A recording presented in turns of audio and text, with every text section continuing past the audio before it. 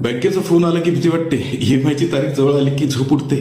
मग हा तर व्हिडिओ तुमच्यासाठीच आहे. आज अनेक तरुण शिक्षणासाठी कर्ज घ्यायला लागले, बाईकसाठी कर्ज, घरासाठी कर्ज, क्रेडिट कार्डसाठी आणि अनेक ऑनलाईन कंपन्यांचे कर्ज घेऊन आर्थिक ओझ्याखाली दबलेले आहेत.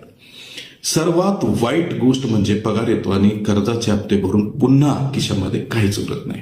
कर्जाची समस्या फक्त पैशांची नसते, ती आत्मविश्वास कमी करते आणि स्वप्न लहान करते आणि अशा माणसाला हताश बनवते. पण लक्षात ठेवा, कर्ज तुमची ओळख नाहीये, ती फक्त आजची परिस्थिती आहे.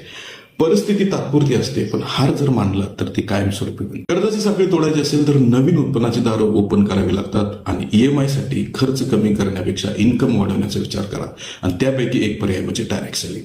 कमी भांडवलामध्ये सुरू करता येते, पार्ट टाइम करता येते, संवाद आणि नेतृत्व कौशल्य वाढते आणि एक एक्स्ट्रा इन्कम करण्याची संधी मिळू शकते. तुम्हाला सुद्धा ह्या कर्जाच्या विळख्यातून बाहेर पडण्यासाठी एक्स्ट्रा इन्कमची गरज असेल तर मला फॉलो आणि डीएम करायला विसरू नका.